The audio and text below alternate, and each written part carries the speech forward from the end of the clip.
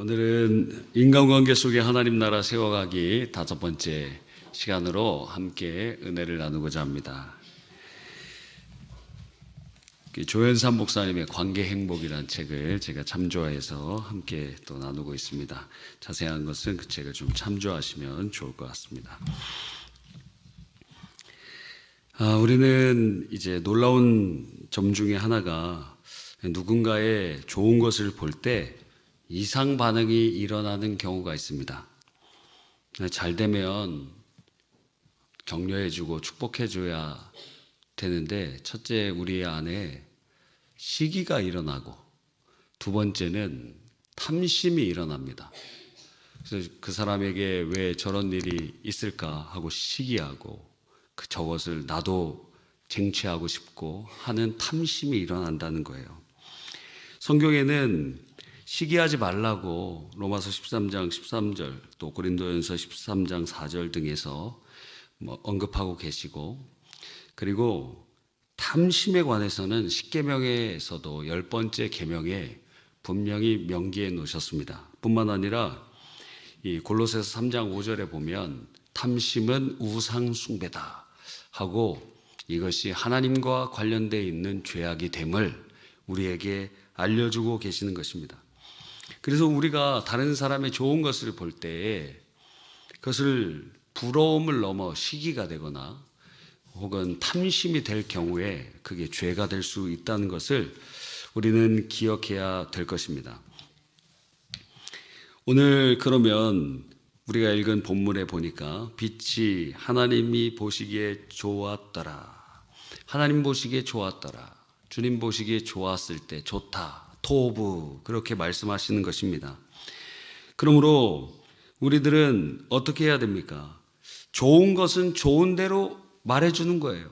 좋다, 축복한다, 그러면서 토부, 선하고 좋다, 이렇게 얘기할 수 있어야 되는 것입니다.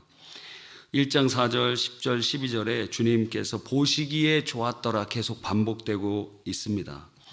신약에서도 예수님께서 자기의 전 재산과 같은 향유 옥합을 거의 한 3천만 원 정도 되는 그러한 향유를 주님께 부은 여인에 대해서 사람들이 이거 가난한 사람들에게 팔아서 구제하면 좋지 않겠는가? 왜 이걸 허비하는가?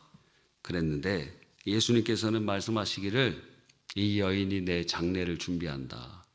이 여인이 한 일이 복음이 증거되는 곳곳에서 다 증거되기를 원하신다 하면서 그 여인을 칭찬하셨어요.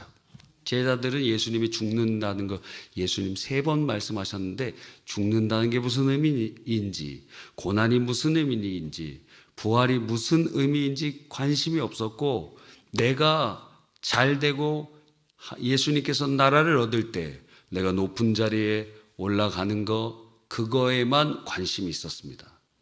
우리도 정치 지형도나 이런 거 보면은 거의 다 자기가 어떤 자리에 올라가고 싶은 마음들이 있지 않습니까? 그래서 교수들이나 행정가들이나 군인이나 혹은 그래서 줄을 쓰는 거예요. 라인을 타는 겁니다. 정당 안에서도 다 계파들이 나눠져 있고, 그래서 어떤 계파가 딱 잡으면 상대방 계파들을 다 숙청하고 공천권을 주지 않고 그런 것이 계속 반복되는 겁니다. 정권이 바뀌면 상대 정권에 있었던 사람들을 다 정치 보복하고, 그렇죠? 그리고 내부 안에서도 그런 갈등이 일어나고, 결국에는 누가 더 높은 자리에 올라가느냐, 거기에 관심이 있었는데 이 여인만이 예수님의 십자가에 죽으실 것을 믿었어요. 그래서 이 여인만이 그 예수님의 장례를 준비한 마음으로 주의 말씀 믿어지니까 그 향유를 주님 앞에 부는 것입니다. 오늘 마가복음에도 나타난 것처럼 장례를 치르고 나서 그 시신에다가 향유를 붓잖아요. 그런 것처럼 말입니다. 주님께서는 그가 내게 좋은 일을 하였다 하고 칭찬해 주셨어요. 그러니까 향유 옥합을 깨뜨렸다는 것 자체도 귀한 일이지만 그가 주님을 믿었다는 거예요. 주의 말씀 그대로를 믿었어요. 구약 성경에서는 하나님께서 다윗을 보고 내 마음에 합한 자다, 다윗을 칭찬해 주셨습니다. 그러므로 우리가 그리스도의 제자이고 하나님의 자녀라면 우리도 사람들을 볼 때 주님이 칭찬해 주시는 것처럼 우리도 칭찬할 수 있어야 되는 것입니다. 여러분, 그럴 때 하나님의 나라가 칭찬을 받는 사람과 칭찬하는 사람 사이에 주님의 마음으로 칭찬하고 주님의 마음으로 격려할 때 그곳에 하나님의 나라가 세워지기 시작하는 것입니다. 그럼 좋은 것을 좋다고 하는 것이 무엇이냐? 칭찬이라는 것입니다. 그럼 어떻게 칭찬해야 될까요? 첫 번째는 현재 그에게 좋은 것을 말해 주십시오. 현재 그에게 좋은 것이 있어요.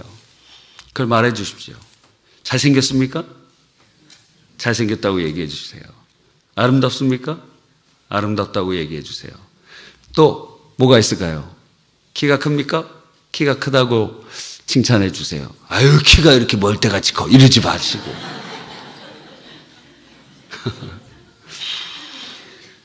그에게 있는 좋은 것을 말해 주십시오. 얼굴은 안 이쁜데 보조개가 이쁩니까? 그 보조개를 칭찬해 주세요. 여러분, 그래서 저는 참 곰곰이 곱씹어 보면 상당히 좀 기분이 그렇게 썩 좋지는 않습니다. 보통 사람들이 저를 보면서 이렇게 잘생겼다는 얘기는 거의 잘 하지 않는데 피부가 좋다는 얘기를 합니다. 그거는 아무리 뜯어봐도 뭔가 칭찬할 게 없으니까 피부라도 칭찬하자 이거 아니에요.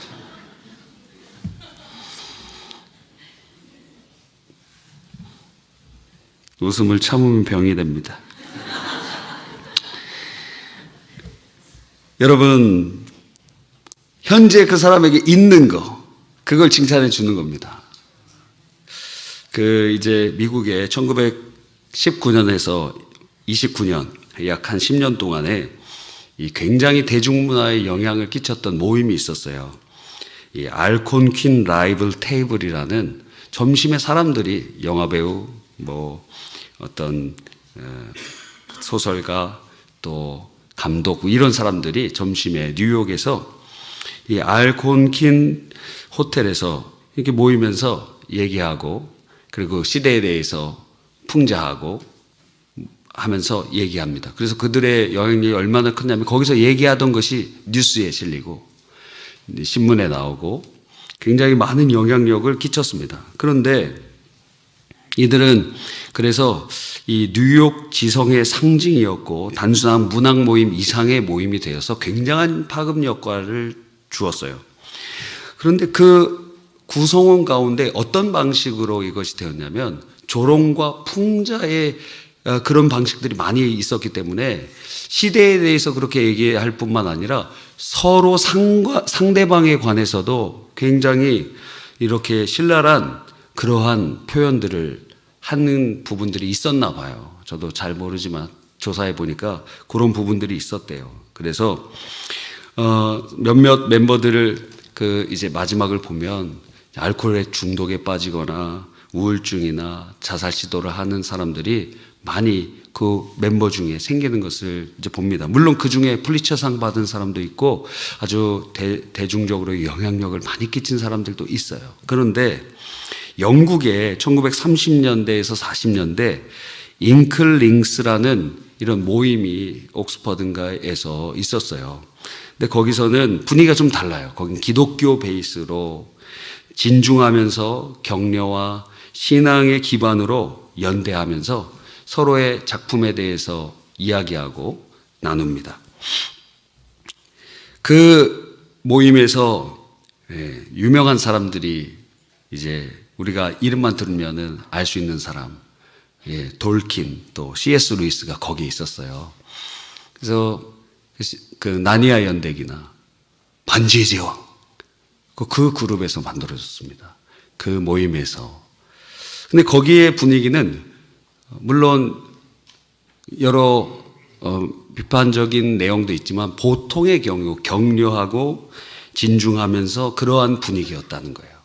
그래서 나중에 보니까 이 알곤킨 라운드 테이블은 그 10년의 동안에는 그 시대에 상당한 영향력을 끼치고 굉장한 아이콘이 되었지만 장기적인 큰 영향력을 끼치는 걸 보면 이 잉클링스 모임이 상당히 더 지속적으로 또 많은 영향력을 끼치는 것이 아닌가 하는 생각이 듭니다. 차이가 무엇이죠?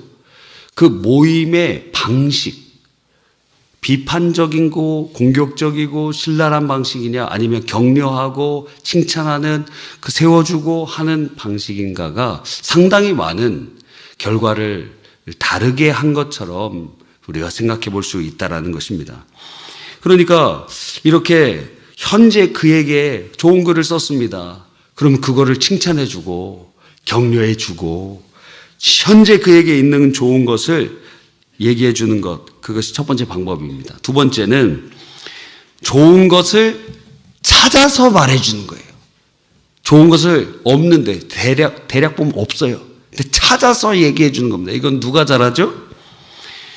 세계 굴지의 회사인 그 GE, 옛날에 유명했던 그 경영자 있잖아요. 잭 웨이치.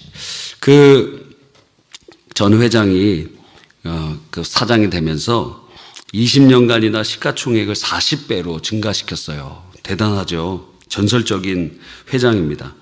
근데 어릴 적에는 말을 더듬었대요. 그래서 말을 더듬으니까 친구들에게 무엇인가 조롱받을 수도 있고 그것이 핸디캡이 될 수도 있고 장애가 될 수도 있는데 그의 어머니는 늘 네가 말을 빨리 못하는 이유는 너무 똑똑하기 때문이란다. 다른 사람보다 두뇌 회전이 빨라서 말이 네 생각을 못 쫓아가는 거야 하고 칭찬할 것을 찾아서 그렇게 칭찬해 주었습니다. 이런 어머니의 격려 때문에 그는 말 더듬나는 이유로 부끄러워하거나 용기를 잃지 않았고 세계적인 회사의 CEO가 될 수 있었습니다. 다른 사람 보지 못하는 것, 그 어머니는 사랑의 눈으로 보면서 칭찬해 주었다는 것입니다. 세 번째는 어떻게 세 번째로 칭찬할 수 있을까요? 앞으로 좋게 될 것을 바라보면서 칭찬하는 것입니다. 앞으로 어떻게 될 것인가? 아브라함, 존귀한 아버지라는 의미를 가지고 있는데 아브라함, 많은 사람의 조상. 주님께서는 앞으로 될 일을 지금 말씀하십니다. 그것이 하나님의 방식입니다. 앞으로 이루어질 일을 미래에 얘기하는 것이 아니라 현재에 얘기합니다. 미래의 것을 앞으로 땡겨와서 말이라는 도구로 미래에 이루어질 것을 현재에 선포하는 거예요.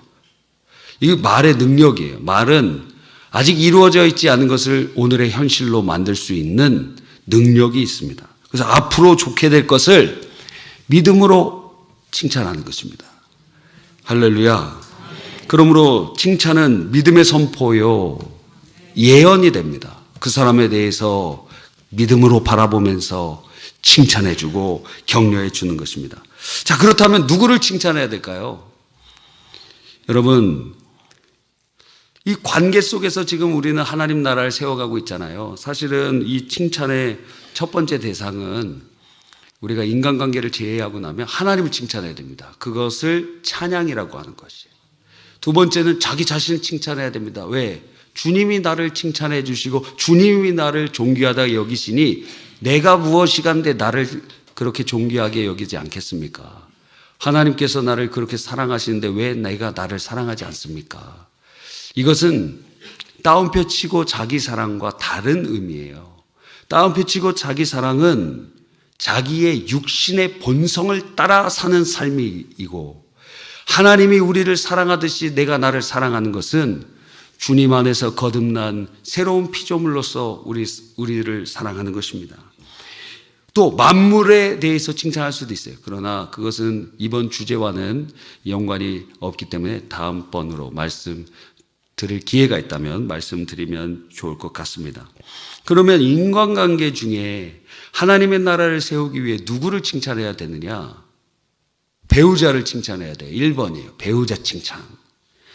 아가서를 우리가 보면 머리끝부터 발끝까지 다 칭찬하는 것이에요. 그래서 부부가 가장 많이 그리고 가장 구체적으로 칭찬해 주어야 하는 관계입니다. 그래야 그 둘 사이에 천국이 임합니다. 그런데 놀랍게도 가장 칭찬을 많이 해야 될 사이에서 칭찬이 별로 없어요. 여러분은 여러분의 아내를 많이 칭찬하고 있습니까? 잠언 31장에 그렇게 칭찬하잖아요. 현숙한 여인에 대해서 나오는데 그 남편이 당신은 어떤 현대어 버전에 보니까 당신은 최고요 이렇게 칭찬해요. 와, 당신 최고야 이렇게 들어보신 분 손 들어보세요. 한 분, 와, 두 분, 예, 두 분밖에 없어요. 옆에 있는 분은 한번 칭찬해 줍시다. 최고십니다. 최고십니다. 최고십니다. 예, 한 번도 못 들어봤다니 지금 들어봤습니다, 여러분. 그래서 가장 가까운 사이에 있는 사람을 칭찬해야 됩니다. 근데 저는 가까이 있는 사람을 욕하는 거 상당히 많이 봤어요. 부부 사이인데 서로 욕해. 서로 비난해요. 그 비난 게임이 굉장히 익숙해져 있어요. 그래서 이러한 일들이 그 관계 속에서의 지옥을 만들어 갑니다. 왜 지옥을 만듭니까? 천국을 누가 만들어 줍니까? 하나님께서 에덴 동산을 사람에게 맡기시고 하신 일이 무엇이죠? 창세기 2장 15절에 경작하고 지켜라 그랬어요. 그러니까 하나님께서 남편과 아내 사이에 천국 그냥 주어지는 게 아니라 경작하고 지켜야 됩니다. 그래서 그 포도원을 허는 여우가 들어오지 못하도록 지켜야 되고, 그렇죠? 그리고 경작해야 돼요. 그런데 이 노력이 연애할 때는 조금 있을지 몰라요. 그런데 결혼하고 나서는 굉장히 약해집니다. 그러면서도 가정이 행복하지 않다 그래요. 여러분이 지금 거기에 가시와 엉겅퀴가 자라고 있는데 그걸 뽑아내지 않고 있습니다. 그것을 경작하지 않고 있습니다. 거기에 무엇인가 나쁜 것들이 들어오는데 지키지 않고 있습니다. 그러면서 우리 가정은 왜 이렇게 괴롭고 힘든가 얘기하고 있어요. 특별히 남자들이 이 역할을 잘 해야 되는 것입니다. 그래서 칭찬해야 됩니다. 머리끝부터 발끝까지 칭찬해야 돼요. 여러분, 여성분들은 이렇게 바람을 피우면은 되게 멋있는 사람이랑 필 것 같잖아요. 보통 남편보다 덜한 사람이랑 많이 바람 핀대요. 근데 좀 별로야. 키도 좀 작고 얼굴도 별로고. 그런데 왜 바람 피냐? 선수를 제외하고, 선수들은 다 외적으로는, 선수라고 표현하면 잘 못 알아듣시나? 제비 선생님들은 무엇인가 잘 외적으로 이렇게 갖춰져 있어서 거기에 혹하는 경우도 있지만 그런 것이 아니라 일반적인 사람들과의 그 바람을 피는 여성들을 보면은 보통 남편보다도 별로 이렇게 뭐 대단하지 않습니다. 근데 딱 하나 차이가 있어요. 뭘까요? 다정다감, 부드러워. 여러분, 그러니까 그건 사실 하여튼 가장 가까운 사이에서 여러분 칭찬해야 됩니다. 가장 가까이에서. 그래서 저도 가정에서 살아남는 비결 중에 하나가 칭찬하는 거예요. 근데 은혜가 떨어지면 즉각적으로 비난 게임이 다 탑재됩니다. 소프트웨어가 바뀌어요. 운영체제가 바뀝니다. 저절로 비난이 나와요. 그냥 근데 은혜 상태에 있으면 칭찬하게 돼요. 뿐만 아니라 가족을 칭찬하고 교우를 칭찬하고 이웃을 칭찬하고 만나는 사람을 칭찬하고 또 지도자들을 칭찬해야 됩니다. 지도자들 칭찬해야 됩니다. 그리고 목회자들도 칭찬해야 됩니다. 여러분, 욕하면은 그 사람이 잘할 것 같잖아요. 더 엇나갑니다. 칭찬해 주는 거예요. 칭찬해 주는 거예요. 정필도 목사님 이야기 드린 적 있죠. 목회를 하다가 그분이 그 교회만 한 7, 8만 명 된다. 그런 얘기도 있었어요. 돌아가셨는데 부산 수영로 교회 이야기입니다. 그 담임 목사님이 저희 큰아버지랑 똑같이 생기셨어요. 그래서 깜짝 놀래요. 이야. 그 정필도 목사님은 성도들을 볼 때 A, B, C로 나누신대요. A, 열심히 신앙생활 잘하고 정말 그분만 생각하면은 미소가 그냥 지어집니다. 오늘 저녁 예배 오신 여러분 같은 분들이겠죠. B, 그냥 보통 예배 드리시고 하시는 그냥 그런 주일 성수 하시는 분들. C, 불평, 불만하고 교회도 안 나오고 막 비방하고 문제 일으키고 하는 사람들이에요. 그래서 목회를 잘 못하는 사람들은 보통 C의 대상을 두고 설교를 한다 그래요. 그러면 어떤 일이 일어나느냐? A도 B도 와서 C에 맞는 설교만 들으니까 A, B가 다 C처럼 바뀐다는 거예요. 교회가 다 C같이 변한다는 거예요. 다. 그래갖고 깨달았어요. 그래서 설교 준비할 때도 설교 준비 그 책상에다가 예배 시간에 안 졸고 은혜 막 충만히 받고 주님 말씀대로 사는 그 성도님 사진 이렇게 딱 붙여놓고 거기다가 이렇게 붙여놓고 설교 준비하면서 힘들면 그 얼굴 보면서 막 이렇게 한대요. 그리고 설교할 때도 막 좋은 분 이렇게 다 깨우면서 그렇게 안 한대. A 성도님 여기 앉아 계시면 그분만 보면서 설교하는데 놀랍게도 여기 B, C 있는 사람들이 다 자기가 A인 줄 알고 다 A처럼 변해간다는 거예요. 나도 A인가 봐 그러면서. 여러분, 그러니까 우리가 그러한 칭찬을 들으면은 변화가 일어난다는 것입니다. 옛날에 몇십 년 전에, 한 20년 전에 칭찬은 고래도 춤추게 한다는 그런 책 유행이었잖아요. 그 책처럼 그 책의 10가지 조언 우리가 잘 알고 있습니다. 첫 번째는 칭찬할 일이 생겼을 때는 즉시 칭찬해라. 두 번째, 잘한 점은 구체적으로 칭찬해라. 세 번째, 가능한 공개적으로 칭찬해라. 근데 교회에서는 공개적으로 칭찬하면 또 그분을 시기하는 사람들도 있더라고요. 네 번째, 결과보다는 과정을 칭찬해라. 다섯 번째, 사랑하는 사람을 대하듯이 칭찬해라. 여섯 번째, 거짓 없이 진실한 마음으로 칭찬하라. 일곱 번째, 긍정적인 눈으로 보면 칭찬할 일이 보인다. 여덟 번째, 일이 잘 풀리지 않을 때 더욱 격려해라. 잘 못할 때 더욱 격려하라는 거예요. 아홉 번째, 잘못된 일이 생기면 관심을 다른 방향으로 유도하라. 그러니까 이 사람이 어떤 문제가 있으면 이 문제를 고쳐주려고 하는 에너지보다 장점을 극대화시키는 부분으로 하면서 나머지 부족한 부분을 채워가는 거예요. 열 번째, 가끔은 자기 자신을 칭찬하라. 다만 칭찬할 때 우리가 중요하게 생각하는 것은 교만이 되지 않도록 하는 거예요. 그래서 칭찬을 하는 것은 우리도 칭찬할 때 잘해야 되고, 참 하나님께서 그런 은혜를 주신 것에 참 감사하다고 하나님을 높이는 칭찬법을 배우고, 칭찬받는 사람도 어떻게 해요? 하나님, 이거 다 하나님이 주신 것인데 다 하나님 은혜입니다 하고 고백합니다. 이걸 계속하면은 누가 칭찬해도 내가 으쓱해지지 않아요.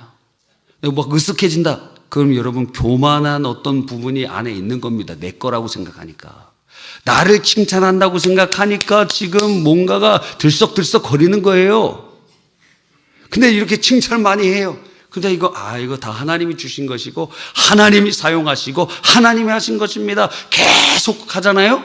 그러면 칭찬에 좌지우지 되지 않고 그렇게 막 으쓱으쓱 되지 않습니다. 왜? 하나님의 것이니까. 하나님의 역사하신 것 뿐이니까. 오직 하나님만 영광 받으시기를 원하는 것입니다. 그러면 칭찬할 때 유익은 무엇일까요? 칭찬하는 자에게 유익이 먼저 있어요. 칭찬받는 자, 칭찬하는 자 이렇게 나눠보면 칭찬하는 자에게는 어떤 유익이 있는가? 첫 번째 유익은 아버지의 마음이 임합니다. 계속 칭찬을 하다 보면은 사심이 생기지 않아요. 시기와 탐심이 사라지고 그 사람의 잘 되는 것에 나도 동참하게 됩니다. 아버지는 그렇죠. 형제는 안 그래요. 탕자와 그 형의 이야기는 그것을 아주 잘 보여주고 있습니다. 형제들은 기쁨에 동참을 못해요. 근데 아버지는 함께 동참합니다. 그의 자녀의 성공은 나의 성공처럼, 나의 자랑처럼. 그래서 많은 사람들이 자기 자랑 하다가 자녀 자랑하고 그러잖아요. 그것이 바로 자녀의 그러한 잘됨이 나의 잘됨 동질화되기 때문에 그렇습니다. 누군가를 여러분이 칭찬하고 진심으로 칭찬하고 기도하면서 칭찬하기 시작하잖아요. 성령을 따라 칭찬하고 그러면 주님의 마음이 임해요. 그래서 그 사람은 기쁨, 내 기쁨 같이 기뻐지는 거예요. 이야, 놀라운 축복 아닙니까? 두 번째는 그 사람의 장점을 본받을 수 있어요. 많은 사람들이 칭찬하지 못함으로 그 사람의 장점을 내 것으로 삼지 못합니다. 아니, 이 사람의 장점 내가 취하고 저 사람의 장점 내가 취하면 여러분 점점 성장할 수 있는데 칭찬하지 못함으로 그 첫걸음을 내딛지 못하는 것이에요. 칭찬하면 본받음의 1단계가 시작됩니다. 그래서 어떤 분이 이런 글을 썼어요. 야, 축하한다. 어디서 이렇게 이쁜 며느리를 얻었니? 예, 이건 내 복이다. 복. 또 누군가 자녀가 박사과정이라면 박사과정 중이라고? 야, 이건 경사구나. 경사야. 이제 너희 집에 이제 활짝 피겠구나. 그동안 애 키우느라고 수고했는데 하나님께서 때가 되니 이런 상을 주시는 것이구나. 하면서 막 칭찬하는 거예요. 그런 칭찬을 할 때 본받는 것의 1단계가 시작돼요. 두 번째는 그걸 가지고 기도의 제목으로 삼습니다. 하나님, 저도 이러한 복을 허락하여 주시옵소서. 그리고 훈련하기 시작합니다. 자기의 삶에 그런 일들이 일어나는 그런 부분으로 기도하면서 우리의 삶이 그쪽으로 움직여지기 시작하고 우리의 입술을 열어 하나님이 일하실 것을 선포하기 시작하면 하나님께서 우리의 삶 속에 놀라운 일들을 만들어 가시는 것입니다. 그래서 내가 칭찬했던 그 사람의 장점들이 내 것으로 변화되기 시작해요. 그 첫걸음이 칭찬에 있다는 거예요. 할렐루야. 그러면 칭찬받는 자에게는 어떤 유익이 있을까요? 칭찬을 받으면 자존감이 상승합니다. 내게는 아무것도 좋은 것이 없는 줄 알았는데 누군가 이렇게 칭찬해 주는 거예요. 그러면 내게도 이렇게 하나님께서 좋은 것을 주셨구나. 많은 사람에게 성도님 장점이 무엇입니까? 물어보면 저는 장점이 뭔지 모르겠어요. 이렇게 얘기하시는 분이 많이 계세요. 안타깝게도. 그러나 하나님께서는 여러분 모두에게 1달란트 이상 다 주셨습니다. 하나님이 주신 것이 있습니다. 하나님이 주신 것이 있습니다. 학교에 아이들을 등급으로 9등급까지 나눈대요. 저도 몰랐는데 이번 철야 때 알았어요. 어떻게 사람을 등급으로 나눕니까? 어떻게 사람을 이거 뭐 소 부위도 아니고 신라 시대도 아니고 이거 뭐예요? 1등급부터 9등급까지. 1등급은 좋겠지. 9등급 애들은 그러면 어떻게 살으라는 거예요? 여러분, 그래서 이렇게 줄 세우기 교육을 받다 보면은 자존감이 떨어집니다. 그래서 저희 자녀들을 이렇게 키우다 보니까 초등학교 때는 시험을 안 보더라고요, 요즘에. 저희는, 여러분도 아마 초등학교 다닐 때 다 시험 봤잖아요? 등수 나고 등수 붙여놓고 다 그랬잖아요. 근데 요즘엔 초등학교 때 시험을 거의 안 보는 걸로 알고 있고, 심지어 중학교 1학년까지도 시험을 안 봐요. 와. 그 곰곰이 생각해 봤어요. 이래서 어떻게 학력이, 어떻게 공부가 된 것을 어떻게 테스트할 수 있느냐. 테스트라는 것이 그것을 학업 성취를 평가할 수 있는 굉장히 중요한 요소인데, 그래서 교육학에 있어서 평가는 가르치는 것만큼 중요합니다. 그 평가가 굉장히 중요한데 이걸 안 한다고 그랬는데 보니까 그때까지의 사람들이 서로 이렇게 평가되잖아요. 그래서 중학교 1학년 애들은 다 자기들이 잘하는 줄 알아, 공부. 다 잘하는 줄 알아요. 그래서 중2 때 가갖고 다 깨지는 겁니다. 다 다 박살나요.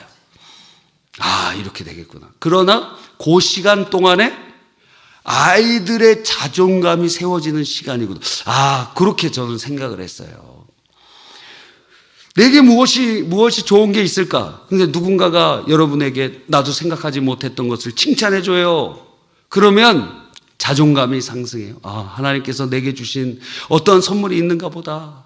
오늘 좌절과 낙심 가운데 있었던 사람들이 소망을 얻게 되는 것입니다. 할렐루야. 어떤 집에 가면 한 가지 이상 칭찬하고 오시기를 바랍니다. 예, 할렐루야. 칭찬받는 자의 두 번째 축복은 무엇이냐면 잘하는 것을 더 잘할 수 있는 성장의 기회가 됩니다. 누가 이렇게 칭찬해 주잖아요. 그러면은 더 잘하고 싶어져요. 그렇지 않습니까? 그래서 잘하는 것이 더 잘하게 되는 발판이 되는 것이 세 번째는 하나님께 감사하게 됩니다. 아, 하나님 감사합니다. 할렐루야. 그러면서 주님 안에 칭찬하는 자와 칭찬받는 자 사이에 주님의 이름으로 칭찬할 때 기쁨과 즐거움이 생기게 되고 하나님의 나라가 그 사이에 세워지기 시작하는 것입니다. 그런데 장애물이 있어요. 이 장애물을 철거해야 됩니다. 왜 우리는 칭찬하기가 어려운가? 그것은 여러분이 칭찬받고 자라지 못했기 때문입니다. 그래서 칭찬 못하는 사람들은 거의 불행한 유년 시절을 그렇게 보낸 거예요. 부모가 칭찬해 준 적이 없거든. 그러니까 칭찬을 못합니다. 여러분의 남편이 칭찬을 못합니까? 칭찬을 받은 적이 없어요. 불쌍한 과거를 살아온 것입니다. 왜 아내가 칭찬을 못합니까? 잔소리만 막 하고 바가지만 긁습니까? 그 여인이 자라날 때 칭찬받은 일이 없어요. 비교만 당했어. 형제자매들에게 비교당하고. 그러니까 칭찬하는 방법을 알지 못합니다. 너무 불쌍하죠. 그래서 교회 안에서 칭찬 잘하는 사람은 어느 정도 내적으로 치유된 사람이고 그 가정에서 칭찬받고 자라난 건강한 사람이라고 할 수 있어요. 또 우리가 칭찬하기가 어려운 장애물이 또 무엇이 있습니까? 우리는 한 단계를 더 봐요. 바둑 둘 때 어떤 요즘에 우리나라 바둑 1위가 신진서라는 사람이에요. 아세요? 뭐 이창호 뭐 이런 분은 아시죠? 모르세요? 이세돌 뭐 이런 사람 아세요? 예. 그 이창호 씨가 그 농심배인가 그때 6연승으로 다 이긴 혹시 그거 기억나세요? 1987인가? 거기도 나왔잖아요. 여러분 기도만 하시니까 잘 모르시는 것 같습니다. 그런데 그거 똑같은 것이 신진서 씨가 그 중국의 그 기라성 같은 사람들 한 명이 다 이겼어요. 그래서 우승했습니다. 이야, 그 사람은 거의 인공지능이랑 거의 이렇게 둔대요. 그런 말이 있습니다. 신진서는 50수 100수 앞을 본다. 바둑을 두면 여기 딱 둔 다음에 50수를 보는 거예요. 100수를 보는 거예요. 그래서 물어봤어요. 당신 진짜 100수를 앞을 봅니까? 100수는 어렵고 50수 정도는 본다 그러죠. 50수. 여러분, 우리가 칭찬하기 어려운 두 번째 장애물은 상대가 교만해질까 봐예요. 그건 근데 우리가 걱정할 문제가 아닙니다. 왜 앞수를 보냐 이거예요. 우리가 하는 것은 바로 앞에 있는 거에 칭찬하는 거지, 칭찬해서 저 사람이 교만해, 그건 그 다음 수다 이거예요. 그건 우리가 하는 것이 아니고 백이 둘 거예요. 우리는 흙이라면 흙이 두면 백이 둘 것인데 왜 흙이 백 것까지 걱정해 주냐 이거예요. 여러분, 상대가 교만해질까 봐 이거 우리가 월권이에요, 월권. 세 번째, 자존심이 상합니다.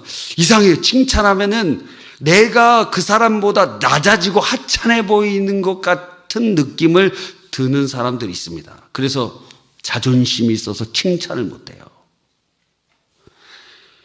그것도 그 사람의 자존감이 없다는 역설입니다. 네 번째는 좋은 것을 상대도 이미 알고 있을 거라고, 내가 뭐 칭찬해 보면 뭐 그 사람도 알고 있을 텐데 근데 모를 경우가 많아요. 그 다음 아부하는 것으로 오해받을까 봐. 여러분, 아부와 칭찬의 차이가 무엇입니까? 아부는 목적이 있습니다. 그걸 가지고 경제적인 이익을 얻든지 그 사람에게 신망을 얻으려고 하든지 아니면 그런 어떠한 내부적인 목적이 있고 그 사람을 하는 것이 아부고, 칭찬은 아무런 대가가 없어요. 그냥 기쁨으로, 즐거움으로, 주의 심정으로 칭찬하는 거예요. 아부하는 것으로 오해받을까봐. 우리가 또 어떤 사람은 여러 가지 이유 때문에 그렇게 한다고 합니다. 여러분, 그 장애물을 치워버려야 됩니다. 여러분, 우리의 입을 열어 주님이 하신 것 같이 칭찬하시기를 간절히 바랍니다.